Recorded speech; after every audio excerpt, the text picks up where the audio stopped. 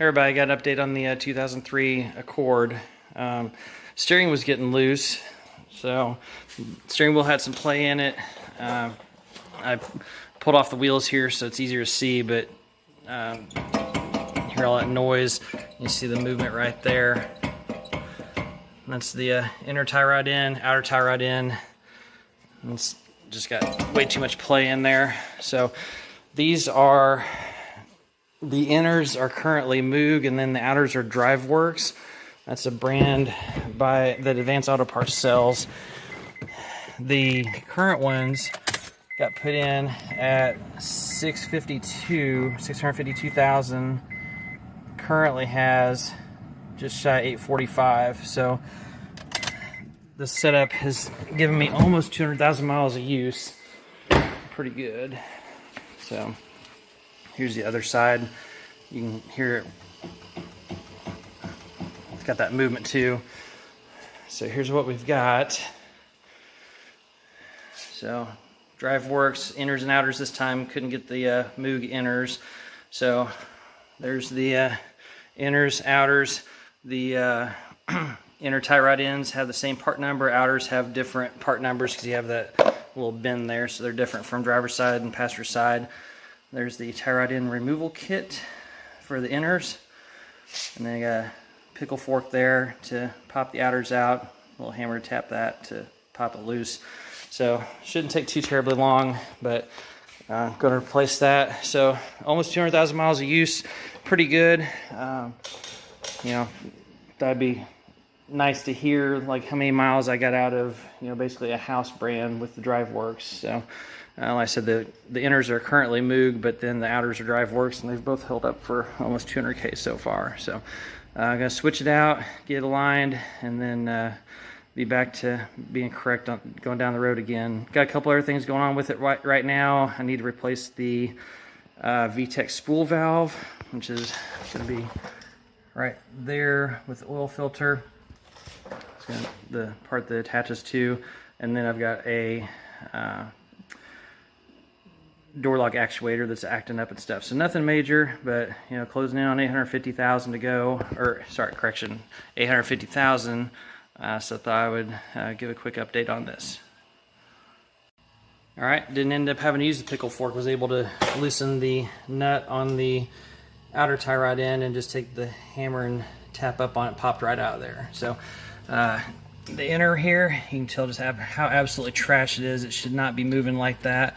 Completely wore out. So this removal kit, pretty simple. You find the right size. There's 3 different sockets in there. You just slide around right there, put that through there, and then there is this longer extension that's going to fit over that end there, 1/2-inch drive into here, and then you just loosen that inner up, pull it out of the, you know, unscrew it from the steering rack, comes right out. Now when you remove the outer tie rod ends, you want to count the number of rotations off the threaded shaft here for the inner. So in this case it was 20 on the passenger side. We'll see what it is on the driver's side, but super easy. It just took me a few minutes to do this, so I'm gonna get this out and put it back together and then get to the other side.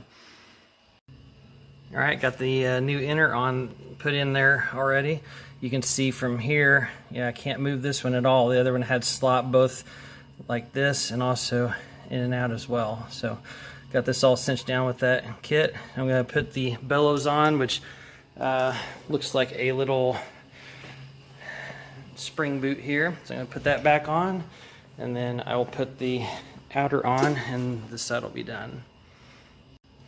All right, the tie rod ends had some grease included in there, so I put a little bit on the threaded shaft. There's the new nut that I threaded on there, because that's going to be the jam nut that's going to lock down in place once I tighten the outers all the way. So here I've got a couple of the outers next to each other. So the old one, you can see you can move it quite easily. New one, nice and firmly in place there. So I'm going to thread this on like this, and I'm going to count 20 rotations there, and once I get to 20 I'm going to drop it in there, and then I've got a castle key nut and a cotter pin to put in there to secure it in place, and then this side will be done. So pretty simple job. All right, for my car being a 2003, the torque value for this nut on the outer tie rod end to connect to the steering knuckle is 33 foot-pounds of torque. So I've got this Craftsman torque wrench. I got this from, I believe it was Lowe's. It's about $100, but digital torque wrench, so real nice little tool. So I'm going to torque these down to 33 foot-pounds per side, and then put the cotter pin in there, and then be off to the alignment shop. All right, finished product. This side, passenger side on mine, took 20 turns to get that realigned like it was before, and the driver's side was 15. Of course, your mileage may vary on that, but nice and firm now, not all that sloppy before. That's just actually the rotor moving right there. You can see before, you can see the movement right there. Now there's nothing, so it'll be nice and tight again. We'll get it to the alignment shop, get the steering wheel all straightened out, and be good to go. So once again, DriveWorks through Advanced Auto Parts, they have a lifetime warranty on these. They're not terribly expensive, and you know, my set got almost 200,000 miles out of it. So you know, that's pretty much a lifetime for most car owners. So you know, don't be scared of the house brand on that. Now there are other things that I'm OEM only on, and I will do that in another video, but for these, I was very happy with what I got out of these for usage. Alright, thanks for watching. Have a good day. Appreciate it. Take care. Well, I thought I was going to close out the video with the last segment, but here I am driving home from the alignment shop. So steering's tight and right finally. Before I had a lot of play in it. I was able to move my hand back and forth like that, and you know, with the steering wheel, and wasn't really moving the car because it had so much slop in there, but it's nice and tight now like it's supposed to be. So I think some people may have a misconception that a high mileage car like this is just going to drive like a pile of crap, but you know, you may find a car with a couple 100,000 miles that's nice and loose and things like that because people have neglected it, and maybe that's why they traded in, sold it, whatever. But you don't get to this level to, you know, you don't get up north of like 300 without taking care of the car. You know, as long as you replace the parts and everything, you get it back to the way it was when it was designed from the out from the factory. So, you know, car's driving well again now, so it should be good for another couple 100,000 miles with the new tie rod ends. So, all right, well, thanks for coming along, and I will try to come up with some more high mileage content in the future.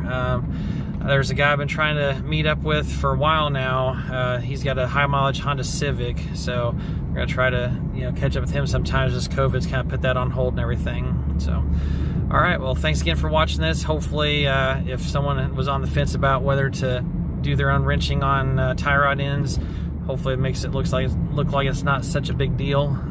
It's really not. Pretty easy as long as you got the right tools. So, all right, thanks again for watching. Have a great day.